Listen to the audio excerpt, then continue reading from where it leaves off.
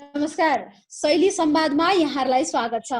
नेपाल सङ्गीत तथा नाट्य प्रज्ञा प्रतिष्ठान र शैली थिएटरको संयुक्त प्रयास हो शैली संवाद। शैली संवादका माध्यमबाट हामीले विभिन्न क्षेत्रका व्यक्तित्वहरूसँग भलाकुसारी गर्ने जमर्को कसिरहेका छौँ। हाम्रा सपोर्टर्स रहेका छन् किताब यात्रा, टेक केयर सफ्टवेयर र गदगदशाला। आज हाम्रो निमन्त्रणालाई स्वीकारेर हाम्रो पाहुना हुनुहुन्छ प्रसिद्ध लोक गायिका तथा कार्यक्रम प्रस्तुता मन्जु पौडेलजी। दिदी स्वागत छ यहाँलाई। Thank you so much. नमस्ते। शैली संवाद हेरेर बस्ने सम्पूर्ण दर्शक श्रोताहरूलाई ह्यापी तीज। हामी तीजकै वरिपरि छौँ हैन? दिदी कस्तो तयारीमा हुनुहुन्छ? तीज यसपालि कस्तो गर्ने तयारीमा? अब तयारी त सकिसक्यो, करिब करिब तीजको अन्त्यतिर छौँ हामी। योपालि तयारी भन्दा पनि हामी कोभिड-19 सँगै यो महामारीमा सँगै रहेका छौँ, यो महामारीसँग लडिराखेका छौँ। त्यसले गर्दा योपालिको तीज त्यति तीज बन्न सकेन, त्यति माहौल अलिकति रमाइलो खालको हुन सकेन। तर पनि आफ्नो हिसाबले तीजलाई अब आफ्नो तरिकाले घर परिवारसँगै बसेर एउटा सामाजिक दूरी कायम गर्दै मनाइदैछ। तीजकै वरिपरि छौँ हामी, तीजसँग पनि फेरि आउँला। दिदीको मलाई गुल्मीमा जन्मिएर हुर्किनु भएको दिदी, कसरी चाहिँ यो सङ्गीत क्षेत्रले तान्यो, यहाँको यात्रा थोरै भनिदिनुहोस् न। यसो त गीत सङ्गीत त सबै मान्छेलाई मनपर्छ। अब व्यावसायिक रूपमा कसरी आयो भन्ने कुरा हो। म पनि अब सानैदेखि नै आफूभन्दा अग्रज कलाकारहरूका गीत सुन्थेँ र विशेष त म गीत सङ्गीत भन्दा पनि रेडियोबाट नै यो सेक्टरमा आएको, मिडियाबाट। र रेडियोमा मान्छेहरू समाचार पढ्दा रेडियोभित्र गीतहरू बजिरहँदाखेरि अचम्म खालको एक खालको त्यो तरङ्गित हुन्थेँ म होइन। यो कसरी हुन्छ होला, यो कसरी सम्भव रहन्छ होला, एक खालको क्युरियोसिटी हुन्थ्यो मलाई। ती कुराहरूले तानिरहँदा पछिल्लो समयमा सानैबाट म यस्तो एक्स्ट्रा एक्टिभिटिजहरूमा चाहिँ अलिकति इन्ट्रेस्ट राख्थेँ र पछि चाहिँ बुटोलमा मोफसल रेडियोमा काम सुरु गरेँ। त्यस पश्चात बिस्तारै बिस्तारै यहाँसम्म आउने अवसर पाएँ। अनि त्यसपछिबाट हजुर गायिका पनि हुनुहुन्छ, प्लस कार्यक्रम प्रस्तुता पनि हुनुहुन्छ, प्लस आमा पनि हुनुहुन्छ। दिदी कसरी सम्हालिराख्नु भएको छ सबैतिर? समय भन्छ नि मान्छेले चाहिँ त्यसलाई व्यवस्थापन गर्न जानेन भने चाहिँ कतै पनि भ्याइदैन। यो वेल म्यानेज गर्न जाने भने पनि मलाई लाग्छ यो मेरो लागि अझै पनि जति अझै के गर्छु भने पनि मसँग अभाइलेबल टाइम छ। मसँग त्यो खालको क्रिएसन नभएको मात्रै, त्यो खालको रुचि नभएको मात्रै हो, न त सजिलै म्यानेज गर्न सकिन्छ। त्यस्तो अप्ठ्यारो हो जस्तो लाग्दैन मलाई। हामी फेरि फर्केर तीजमै आउँ, किनभनेदेखि हामी तीजमै छौँ होइन। गीत सङ्गीतमा लाई सम्झिँदा तीजलाई हेर्दाखेरि पहिलाका तीज गीत कस्ता आउँथे, अहिलेको तीज गीत कस्ता आउँछन्, कसरी हेरिरहनु भएको छ दिदीले? यस्तो हो, पहिलाका तीज गीत र अहिलेका तीज गीतमा फरक हुन स्वाभाविकै हो, किनभने त्यति बेला प्रविधि र अहिलेको प्रविधिमा धेरै कुराहरू फरक रहन्छ र जेनेरेसन पनि एक खालको जेनेरेसनै ग्याप भइसक्यो। पहिला पहिला हाम्रो आमाहरूले, हजुरआमाहरूले गाउने तीज र करिब करिब अब हामीले पनि त्यस्तो भन्ने बेला आइसक्यो। हामीले गाउने तीज र अब आउने पुस्ताले गाउने तीज भनेर एउटा आकलन गर्ने बेला आइसकेको छ। त्यसले गर्दा परिवर्तित हुनु चाहिँ स्वाभाविकै हो। तर कता कता तीजको मर्म नबुझेर गाइएका तीजहरू हुन् कि भन्ने कुराहरूले चाहिँ कहिलेकाहीँ पोल्छ। अब कतै तीजको मर्म नै मरेर तीज एउटा सांस्कृतिक पर्व हो, यसमा पनि स्पेसली अझै छोरी चेलीहरूको पर्व भनेर मानिन्छ। यी कुराहरूले चाहिँ कतै तीज नरहने हो कि भन्ने चिन्ता चाहिँ रहन्छ। तर आशावादी बनौँ, सबै त्यस्ता गीतहरू पनि छैनन्, सबै विकृतिहरू पनि छैनन्। यो विकृति विसङ्गति भित्र पनि एक खालको विकास भइराखेको छ। विकासलाई एप्रिसिएट गर्दै हामी अगाडि बढ्यो भने भविष्यका दिनमा राम्रा गीत सङ्गीतहरूले प्रायोरिटी पाउनेछ। हजुर दिदी, पहिला चाहिँ तीजको गीत भनेपछि महिलाले मात्रै गाउने, महिलाको गीत भनिन्थ्यो भने अहिले पुरुषहरूले पनि तीजको गीत गाउन लाग्नु भएको छ। यहाँले कसरी हेर्नु भएको छ त्यसलाई? महिलाहरूले मात्रै गाउने भनेर परापूर्व कालमा त्यसरी महिलाले मात्रै गाएको इतिहासहरू छैन, पुरुषहरू पनि हुनुहुन्छ। पहिला पहिला पनि हामीभन्दा अग्रज कलाकारहरूले तीजका गीत नगाउनु भएको होइन। उहाँहरूले चाहिँ वास्तविक तीजको सेरोफेरोमा रहेर गाउनुहुन्थ्यो र तीजको मर्म चाहिँ मरेको थिएन र एउटा कलात्मक शैलीले उहाँहरू प्रस्तुत हुनुहुन्थ्यो। त्यसले गर्दाखेरि त्यति विकृति आए जस्तो महसुस हुन्थेन। उपस्थिति त उहाँहरूको पनि रहन्छ। मैले जहाँ पनि भन्ने गर्छु, तीज दाजुभाइ बिना हामीलाई अधुरै रहन्छ, किनकि हामी एउटा चेली छोरीको हिसाबले पनि घरमा आमा दाजुभाइहरूले चाहिँ के अरे बुवा दाजुभाइहरूले हामीलाई दर खुवाउने परम्परा रहन्छ। उहाँहरू एउटा घरमा गइसकेको चेलीलाई लिन आउनको लागि पनि दाजुभाइ बुवाहरूकै हात रहन्छ। र समग्र अझै पहिला पहिला हामी एउटा समुदायमा बसेर गीत गाउँदा पनि त्यहाँ मादल बजाइदिने पात्र भनेको दाजुभाइ नै रहन्थ्यो। त्यसले गर्दाखेरि उहाँहरूको अनुपस्थिति रहन्थ्यो भन्दा पनि अहिले पहिलाको तुलनामा अलिकति हाबी भएको चाहिँ महसुस भएको हो र केही त्यस्ता विकृतिहरू पनि आइरहेका छन् र मलाई लाग्छ त्यस्ता विकृति विसङ्गतिहरू आफै पछि लागेर जान्छन्। तीज गीतमा चाहिँ आएको परिवर्तनलाई यहाँले कसरी लिनुहुन्छ दिदी? मैले एकदमै सहर्ष स्वीकार्छु, किनकि परिवर्तन हुनुपर्छ। पहिलाको जमानामा धेरै परिवर्तन भइसकेको छ। परिवर्तित गीतहरू हुनुपर्छ। मैले अघि पनि भनिसकेँ, परिवर्तन हुनु भन्दैमा मर्मलाई नै मारेर हैन एउटा संस्कृति नै आँच आउने खालका विकृति विसङ्गतिहरू चाहिँ हामीले ल्याउनु हुँदैन। होइन भने जेनेरेसन अनुसार हैन परिस्थिति अनुसार हामीले प्रयोग गर्ने विविध प्रविधि अनुसार गीत सङ्गीतहरू परिमार्जित हुनुपर्छ।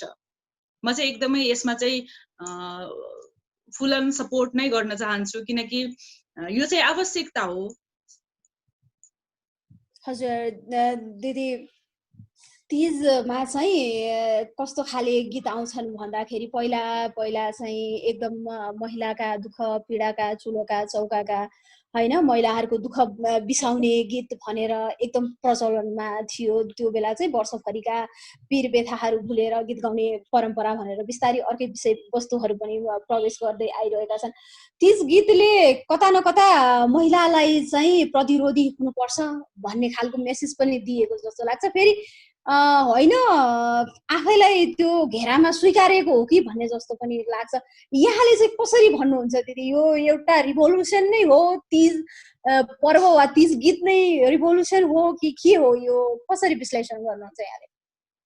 अब त्यो भन्दा पनि तीज विशुद्ध पहिलेदेखि नै भन्दाखेरि एउटा चेलीहरूको पर्व हो होइन। अब यसमा स्लोगनै छ नेपाली हिन्दू नारीहरूको महान चाड भनेर, जुन हामीले आफूलाई त्यो खालको लिन्थ्यौँ। र पहिलाको जमानामा आफूले भने जस्तै एउटा चेली माइतीमा जाँदाखेरि सासूका कुराहरू गीत मार्फत पोख्ने होइन, ससुराका कुराहरू गीत मार्फत पोख्ने, आफ्ना मनमा भएका कुण्ठाहरूलाई त्यो खालको एउटा साझा चौतारी बनाएर दिदीबहिनीहरू रमाइलो गर्ने परम्परा थियो। तर अहिलेको समयमा मलाई लाग्छ समय परिवर्तित सँगसँगै हामीमा पनि अलिकति धेरै कुराहरूको विकास हुँदै आइसकेको छ, धेरै विकसित बनिसकेका छौँ र ती कुराहरूलाई त्यति प्रायोरिटी दिँदैन जस्तो लाग्छ। घरभित्रको कुराहरूलाई गीत सङ्गीतमा ल्याएर त्यो पनि हुन्छ जस्तो लाग्दैन, किनकि इभन हामी पहिला पहिला चेलीबेटीहरू माइती जाने भनेपछि हुरुकै हुन्थ्यौँ होइन। अहिले चाहिँ विविध प्रविधिको कारणले गर्दा अहिले जस्तो तपाईँसँग यो एकदम क्रिटिकल कन्डिसनमा पनि यसरी प्रत्यक्ष रूपमा तपाईँसँग भलाकुसारी भइराखेको छ भने यस्ता प्रविधिहरू धेरै आइसके। इभन मेरै माइतीमा पनि आमासँग यसरी बसेर म कुरा गर्न सक्छु, दाजुभाइहरू दिदीबहिनीहरूसँग पनि यसरी नै भेटघाट गर्न सक्छु। त्यसले गर्दा ती पीडाका दिनहरू छैनन् जस्तो लाग्छ र त्यसले गर्दा पनि ती कुराहरू नआएका हुन् कि भन्ने आभास हुन्छ मलाई। धेरै वर्ष लोक सङ्गीतमा बिताउनु भयो यहाँले, अहिलेसम्म गीत गाइरहनु भएको छ, निकै वर्षदेखि गीत गाउँदै हुनुहुन्छ। आगामी दिनमा पनि दिदीको गीतहरू चाहिँ सुन्ने हामी अपेक्षा गरिरहन्छौँ। लोकगीतमा आएका विषयवस्तु परिवर्तन एकातिर के छ भने लोकगीतमा चाहिँ मौलिकता हरायो भन्ने कुरा छ, अर्कोतिर चाहिँ फेरि होइन मौलिकता हराए पनि त मोडर्नाइज हुँदै गएको छ भन्ने कुरा छ। यहाँले चाहिँ कसरी लिनुहुन्छ लोकगीतको हिजो र आजलाई चाहिँ विश्लेषण गर्नु पर्यो भने? होइन, स्वाभाविकैले परिवर्तन हुनु स्वाभाविक छ होइन। त्यो पहिलाको जेनेरेसन र अहिलेको जेनेरेसन सुन्ने दर्शक श्रोताहरू पनि फरक भइसक्नु भएको छ। त्यति बेलाको समयमा गीतहरू सुनिन्थ्यो मात्रै, अडियोलाई मात्रै विशेष प्रायोरिटी दिन्थ्यो भने अहिले चाहिँ भिडियोहरूलाई हामीले विशेष रूपमा हेर्ने गर्छौँ।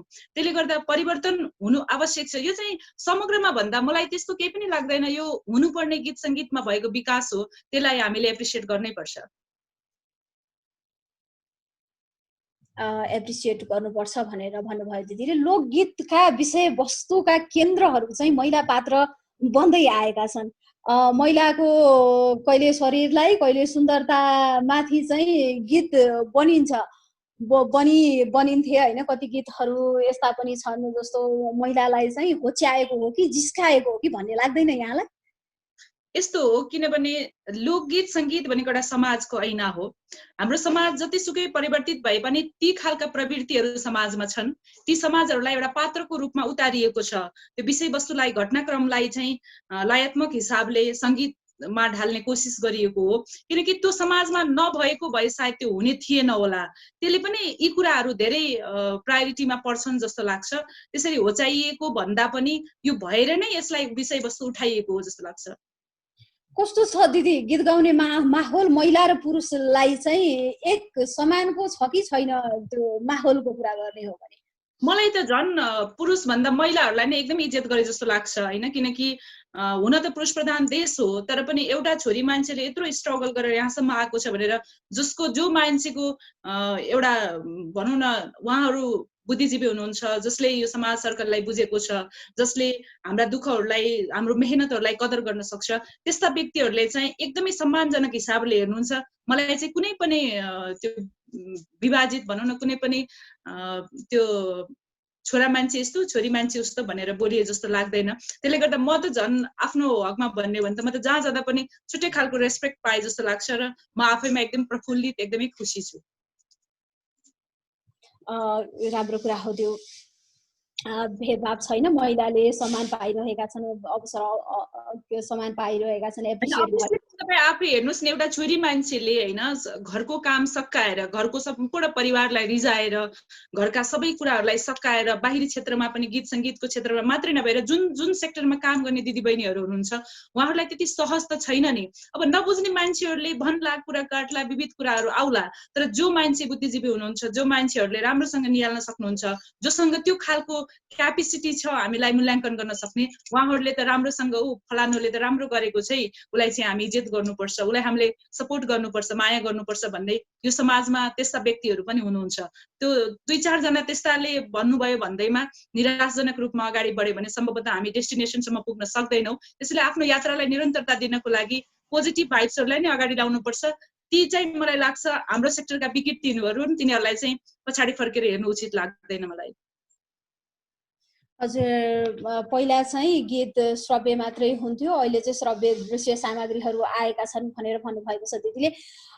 म्युजिक भिडियोको माहौल चाहिँ कस्तो छ दिदी यति बेला? त्यही त मैले भनिसकेँ, अब माहौल भिडियो मान्छेहरूलाई भिडियो नै ले नै आकर्षित गर्छ अहिले अडियो भन्दा पनि। फर्स्ट अफ अल अहिले कस्तो भयो भने पहिला हेर्छौँ अनि मात्रै सुन्छौँ। अब हेर्दा झर्लक्क छ, राम्रो छ, सबै कुराहरू चित्त बुझ्दो छ भने अडियोलाई पनि हामीले कम्प्रोमाइज गर्छौँ। अदरवाइज अडियो राम्रो छ, भिडियो ठिकै छ भने कम्प्रोमाइजको जमाना छैन अहिले। मैले भनिसकेँ अहिले चाहिँ श्रव्य भन्दा पनि अब हेर्ने उसमा भिडियोजहरूतिर नै ध्यान केन्द्रित भएको हो र यो खालको समय पनि हो। कलात्मक भिडियोहरू जस्तो भिडियोमा पनि स्टोरी प्रेजेन्ट गर्ने खालको भिडियोहरू आइरहेका छन् अनि यति बेला चाहिँ त्यसको एप्रिसिएसन पनि एकदमै भएको जस्तो लाग्छ मलाई पनि। त्यही भएर यहाँलाई पनि भनेर बुझ्न चाहेको हो। तीजको माहौलमा छौँ हामी आज, दिदी बहिनी दर खाँदै पनि छौँ। आज तीजलाई सम्झेर दिदीले केही एउटा गुनगुनाउनुहुन्छ? पक्कै पनि म आज यो तीजको माहौल, अब माहौलमा पनि यसरी हामीलाई शैली संवादमा जुमबाटै भए पनि सम्पूर्ण इन्टायर टिमले यसरी दर्शक श्रोताहरूसँग कनेक्ट गराइदिनु भएको छ। यहाँहरू सबैलाई धेरै धेरै धन्यवाद दिन चाहन्छु। जस्तो परिस्थितिमा भए पनि हामी आत्तिदैनौँ, आत्तिनु पनि हुँदैन। यहाँहरू सबैजना संयम भएर आफूलाई सुरक्षित राखेर बस्नुहोस्, यो आग्रह गर्छु। सायद यो परिस्थिति धेरै समयसम्म रहने छैन, हामी छिट्टै नै ब्याक टु नर्मल रहनेछौँ भन्दै अहिलेलाई यो तीजको माहौलमा सम्पूर्ण दिदीबहिनीहरू, स्पेसली दिदीबहिनीहरूकै लागि मेरा गीतहरू पनि विशेषतः दिदीबहिनीहरूकै कुराहरू बोलेको हुन्छ, तीज नै बोलेका गीतहरू हुन्छन्। त्यसैले एउटा आफ्नै कम्पोजमा मेरो आफ्नै शब्द सङ्गीत रहेको गीत अर्जुन पोखरेलको एरेन्जमा रहेको आजभन्दा करिब 5-6 वर्ष अगाडिको गीत सुनाउन चाहन्छु। सम्भवतः यो गीतले तपाईँको माइतीको झलको आउँछ, तपाईँले आमालाई सम्झिनु हुनेछ, तपाईँको त्यो बाल्यकाल सम्झाउनेछ।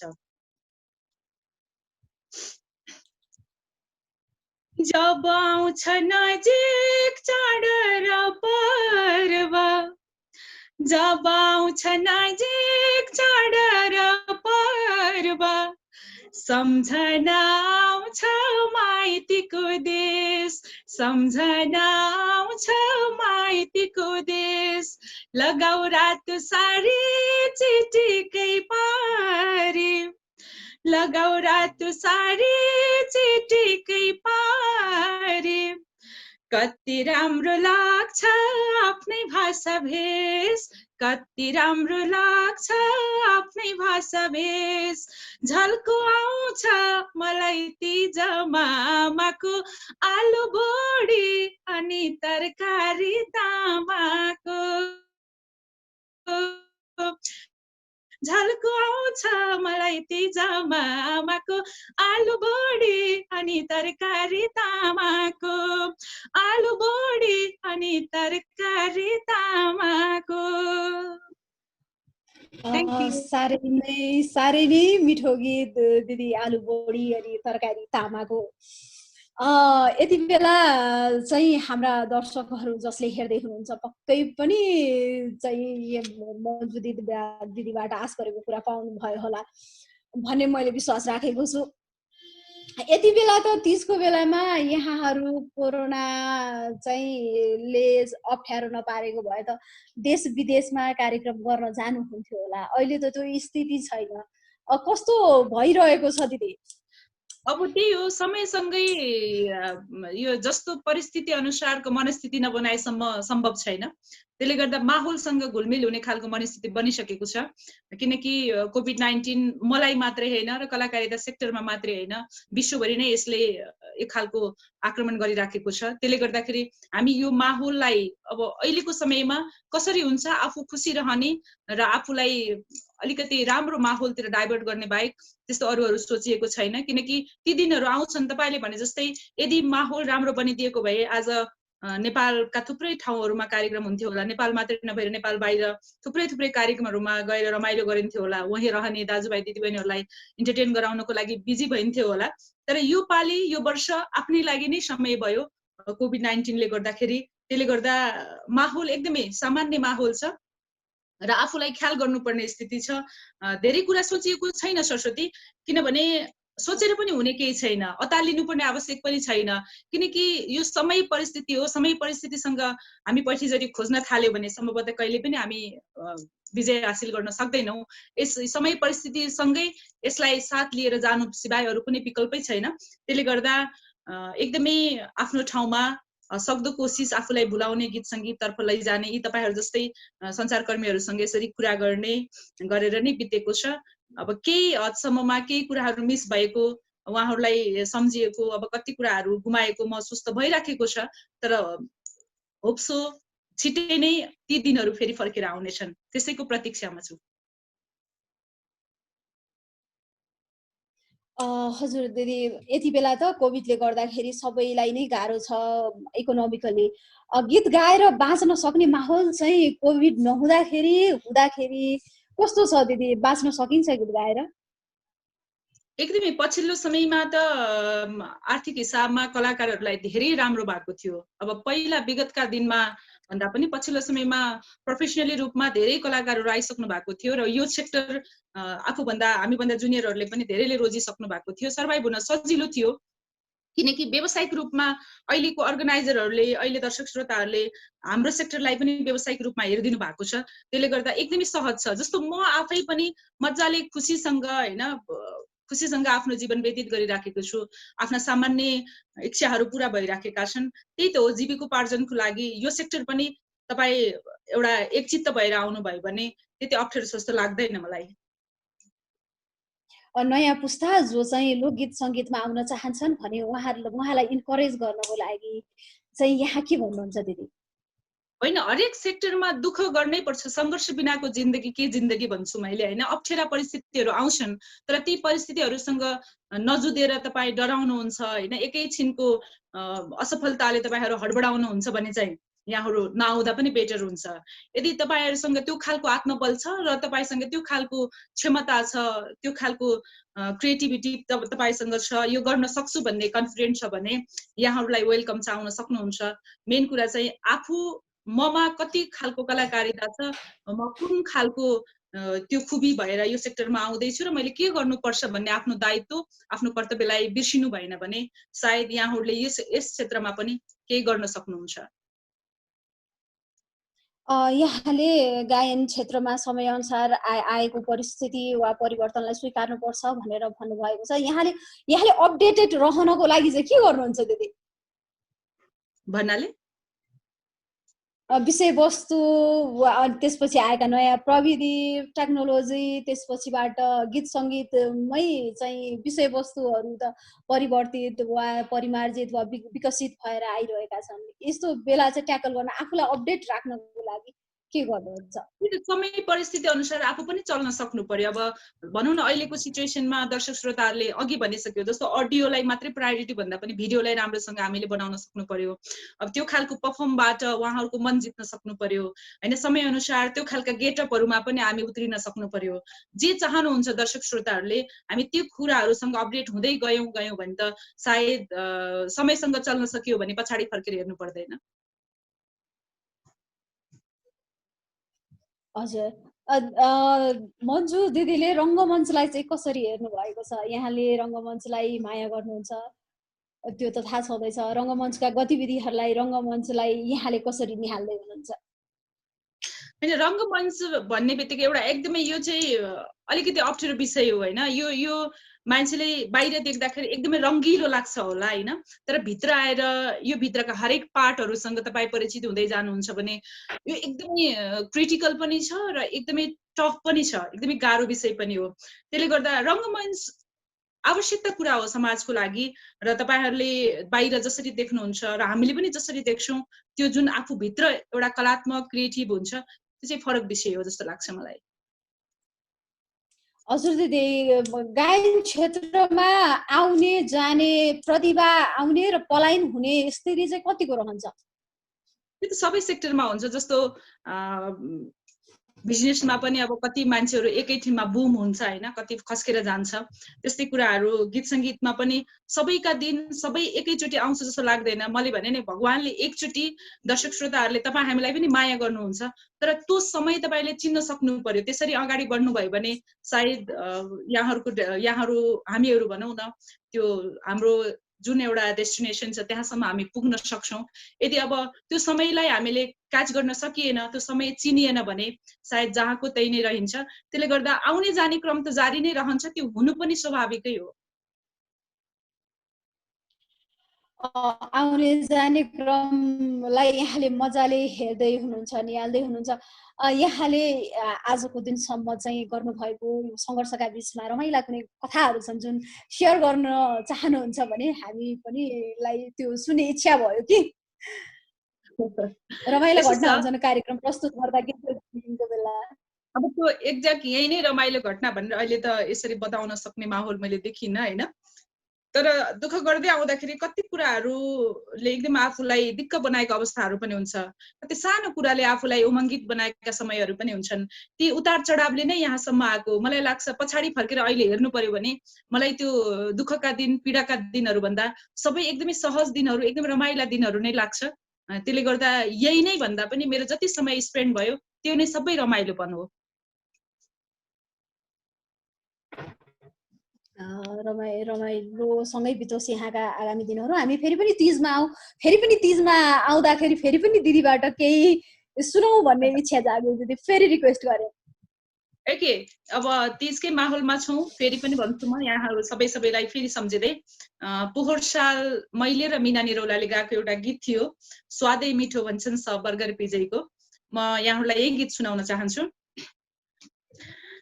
तिजै आयो सुन दिदी बहिनी, ढल्की जान्छ हाम्रो मेरा। कोइले बजाऊ पाउजो छमछम, कोइले बजाऊ मादल, सबै नाचौँ फन घुमेर। स्वादै मिठो भन्छन् सब बर्गर पिज्जैको, हामीलाई त दर मिठो हाम्रै तिजको हो, हामीलाई त दर मिठो हाम्रै तिजको। मिनाले र मैले गाएको छौँ अनि दुई बहिनीको कन्भर्सेसन छ। तिमीले लाको कानको झुम्का जाली हो कि सक्काली, ओइ ओइ दिदी, ओइ ओइ दिदी, पोहोर भन्दा अहिले भइछौ नक्कली हो कि होइन।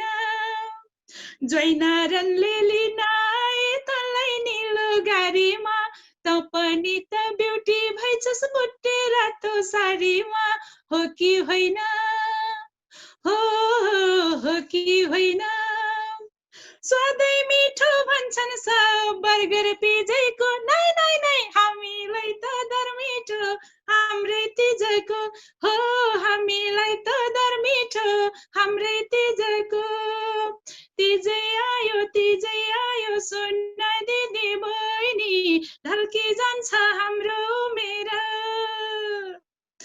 कहिले बजाऊ पाउजु छमछम कहिले बजाऊ मादल सबै नाचौँ फनफन घुमेर थ्याङ्क यू थ्याङ्क यू दिदी साह्रै नै मिठो गीत गाउनु भयो अस्ति भर्खरै हाम्रो कुरा हुँदाखेरि चाहिँ बसेर गीत गाइरहेको भए नि कसरी पोसिबल हुन्छ होला भनेर हामीले कुरा गरेका थियौँ तर एकदमै मिठो हुने रहेछ यो पनि होइन दिदी नयाँ अनुभव भइरहेको छ हजुर कोही कोही ठाउँमा अलिकति अडियो त्यति राम्रो सुन्दैन तर मलाई लाग्छ आज राम्रै भएको छ यो प्रविधिले हामीलाई चाहिँ सुविधा पनि दिएको छ सँगै प्राविधिक कारणहरू चाहिँ थोरै यस्तो गर्दाखेरि हुने पनि रहेछ ठिकै छ केही छैन कोरोना भन्दा अगाडिका गीतहरू र कोरोना पछि बन्ने गीतहरू चाहिँ कस्ता बन्लान् जस्तो लाग्छ दिदी यहाँलाई हैन यस्तो कोरोना भन्दा इफेक्ट त पार्छ समाज त्यही हो हैन समाजमा कति चेन्जेसहरू आउँछ समाज कसरी अगाडि रूपान्तरण हुन्छ भन्ने कुरा हो गीत संगीत भनेकै समाज बोल्ने हो त्यसले गर्दा सोसाइटी जसरी अगाडि बढ्छ त्यसरी नै गीत संगीतले मोड लिन्छ त्यस्तो वास्ट डिफरेन्ट त्यस्तो केही फरक त्यस्तो चेन्जेसहरू चाहिँ हुन्छ जस्तो लाग्दैन मलाई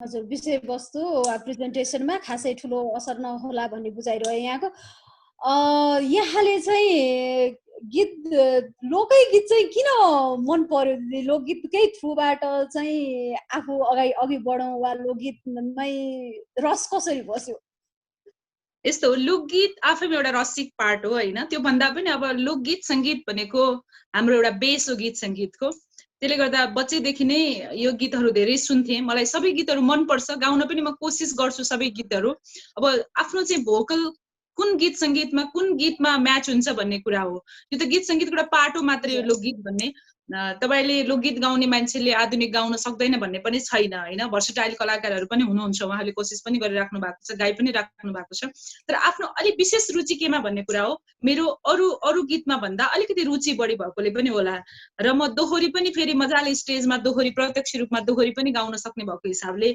यो क्षेत्रलाई रोजेको हुनुपर्छ तर मैले आधुनिक गीत लोकपप गीतहरू पनि गाउने कोसिस चाहिँ गरेको छु केही गीतहरू तिनीहरू पनि छन्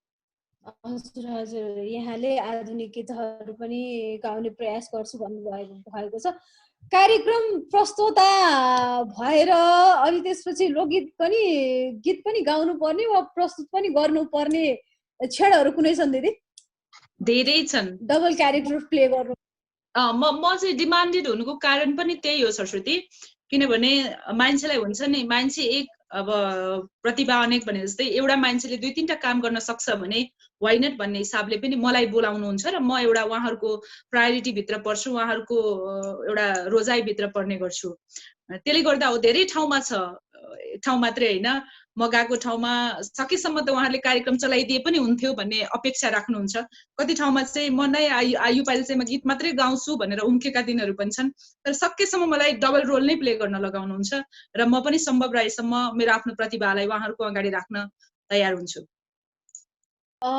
गायिकालाई चाहिँ सन्तुष्टिको क्षण कति बेला हुन्छ होला दिदी आफूले गीत प्रेजेन्ट गर्दाखेरि मस्तिष्कमा राखिन्छ रेकर्ड गरिन्छ यो त लामो प्रोसेस हुन्छ नि कति बेला चाहिँ होइन मेरो गीत चाहिँ यस्तो भयो भनेर सन्तुष्टिको क्षण चाहिँ कहिले हुने रहेछ त्यो अब 100% सन्तुष्टि त कहिले पनि भइदैन तर एउटा यस्तो माहौल आउँछ जति बेला हामी अब एउटा स्टेज परफर्मरको हिसाबले स्टेजमा जाँदाखेरि दर्शकहरूले जुन सपोर्ट गर्नुहुन्छ त्यो सपोर्टले नै आफू प्रफुल्लित भइन्छ वाओ मैले चाहिँ केही गरेँ है म चाहिँ केही रहेछु है दर्शकहरूको लागि योभन्दा अगाडि केही गर्नुपर्छ अझै फर्दर मैले धेरै कामहरू गर्नुपर्छ भन्ने खालको एक खालको हौसला पनि मिल्छ त्यही नै त्यो पोइन्ट एकदमै रमाइलो लाग्छ जति बेला हाम्रा सृजनाहरू हाम्रा गीत सङ्गीतहरू दर्शक श्रोताहरूले एकदमै रुचाइदिनुहुन्छ उहाँहरूको राम्रो राम्रो फिडब्याक आउँछ त्यति बेला चाहिँ आफूलाई खुसी लाग्छ फिडब्याक भरेपछि पोजिटिभ खालका पनि आउँछन् होला, यस्तो गर्यो भने बेटर पनि हुन्छन् भन्ने लाग्छ होला। मिश्रित आउँछन् होला कमेन्ट। दिदीले चाहिँ नेगेटिभ कमेन्टहरूलाई पनि एक्सेप्ट कतिको गर्नुहुन्छ? हुन्छ, किन नहुनु, त्यो त समाजमा धेरै मान्छेहरू हुनुहुन्छ। त्यो मूल्याङ्कनको क्रममा पनि फुलको आँखामा फुलै संसार, काँडाको आँखामा काँडै संसार, हेर्ने नजर आफ्नो आफ्नो हुन्छ र मूल्याङ्कन उहाँहरूको पार्ट हो। त्यसले गर्दा सबै मान्छेले राम्रै सजेस्ट गर्नुहुन्छ, राम्रै कमेन्ट गर्नुहुन्छ भन्ने छैन। जति जेन्युन मान्छे आफूलाई लाग्छ, जसले गीत सङ्गीतलाई बुझ्नु भएको छ, उहाँहरूका एउटा सुझावको रूपमा दिएका कमेन्ट्सहरू पनि म स्वीकार्छु र उहाँहरूले गरेका प्रशंसाहरूले पनि मक्ख पर्छु म। फेरि एकचोटि म घुमी फेरि हामी त तिजमै छौँ, तिजमै पुगिदियो रहेछ क्या। मन्जु दिदीले चाहिँ तिजलाई परिभाषित गर्नु पर्यो भने, तिज भनेको यो हो भनेर भन्नु पर्यो भने कसरी भन्नुहुन्छ? यसो तीजलाई एउटै शब्दले त्यसरी परिभाषित गर्नु मिल्दैन, किनकि यो हरेक हिसाबले उत्तिकै महत्त्वपूर्ण छ, चाहे धार्मिक हिसाबले किन नहोस्। हिजो अब धार्मिक कुराहरू गर्नुपर्दा पार्वतीले शिव देवादेव महादेवलाई पाउनको लागि गरेका तपस्याहरू, होइन, त्यही व्रतका कुराहरू, त्यो विविध धार्मिक हिसाबले यसको महत्त्व, यसको पार्ट छुट्टै खालको छ। एउटा सामाजिक हिसाबले यसको महत्त्व छुट्टै छ। सांस्कृतिक हिसाबले यो फरक खालको महत्त्व बोकेर आएको छ, होइन। संस्कृतिको हिसाबले पनि हामी अब यो खालको माहौल, एकदमै रङ्गीन माहौल, होइन। तीज भन्ने बित्तिकै झलक्क रातो साडी, चुरापोते, सोह्र श्रृङ्गारमा छोरी चेलीहरू चिटिक्क परेर घर आँगनीमा आएको, माइतीमा आएका कुराहरू, बुवा आमा छोरी चेलीलाई लिन जाने कुराहरू र त्यति बेलाका दरका कुराहरू, खानेकुराहरू विविध हिसाबले, यो फरक फरक हिसाबले फरक फरक महत्त्वपूर्ण बोकेको चाडो जस्तो लाग्छ मलाई। त्यो एक शब्दमै अब यही नै हो भनेर त्यसरी भन्नुभन्दा पनि मेरो हिसाबमा चाहिँ तीज एकदमै रमाइलो, एकदम रङ्गीन, एकदमै मनैदेखि भित्रैदेखि नै वाओ भन्ने खालको एउटा चाड लाग्छ मेरो लागि। हजुर, तिजमा आउने गीतहरूका पनि कुराकानी हामीले अघि नै गरिसक्यौँ। म फेरि पनि के चाहिँ मैले दोहोऱ्याउन चाहेँ भने, तिजमा चाहिँ अब कुनै गीतहरूमा चाहिँ एकदमै महिलालाई चाहिँ पुजेर देवी बनाइन्छ, होइन। त्यसपछिबाट अर्को गीत त्यस्तै हुन्छन् जहाँ चाहिँ फेरि पनि चाहिँ होइन, यो चाहिँ एउटा हुन्छ नि, वस्तुको माध्यम बनाइन्छ फेरि पनि। यहाँले यसलाई कसरी हेर्नुहुन्छ? तीजका गीतहरूमा अब बिस्तारी बिस्तारी परिवर्तन आओस्, नारीका कुराहरू अलि बेग्लै तरिकाले आओस्, प्रतिरोधी आन्दोलित मात्रै नभएर सोलुसनका कुरा पनि आओस् भनेर यहाँले कसरी भन्नुहुन्छ?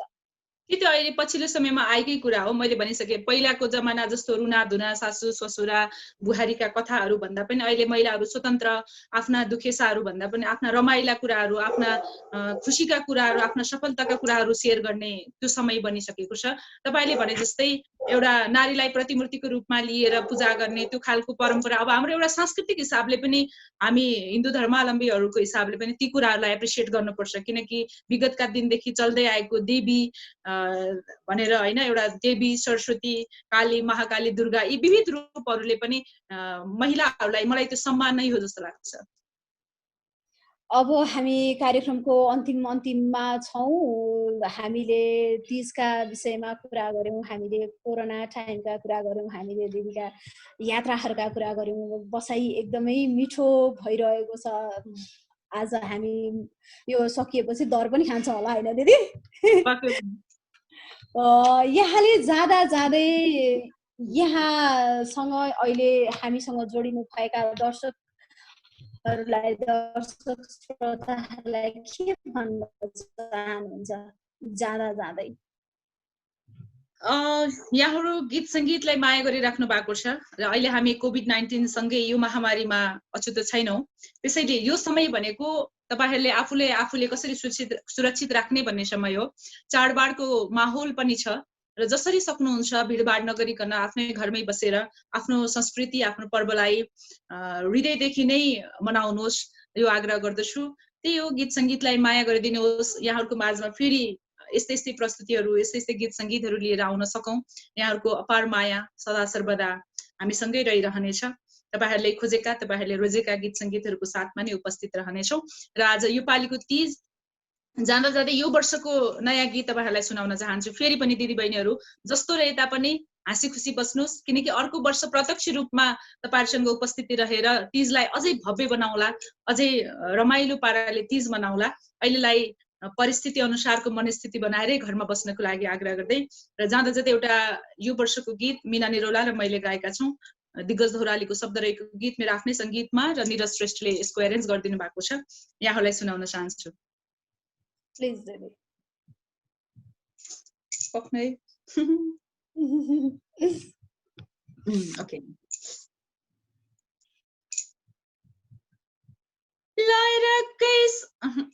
कस्तो डाउनमा अलराइट। लरकै सारी लर्काउँदै बारुले कम्मर मर्काउँदै हो तिजैमा तिजैमा हो तिजैमा आउ नाचौं दिदी बहिनी तिजैमा हो तिजैमा दुःख कसलाई हुँदैन र किन मान्नु शरम दुःख कसलाई हुँदैन र किन मान्नु शरम मनका पीडा बिर्सिएर हाँस्ने कोसिस गरौँ तिजैमा तिजैमा हो तिजैमा आउ नाचौं दिदी बहिनी तिजैमा हो तिजैमा। Thank you so much Saraswati. तपाईलाई पनि धेरै धेरै तीजको शुभकामना। बसाई कस्तो रह्यो? अब सकेसम्म त प्रत्यक्ष तपाईहरुसँगै बसेर कुरा गर्ने रहर थियो, तर यो समय परिस्थितिले त्यो अवसर दिएन।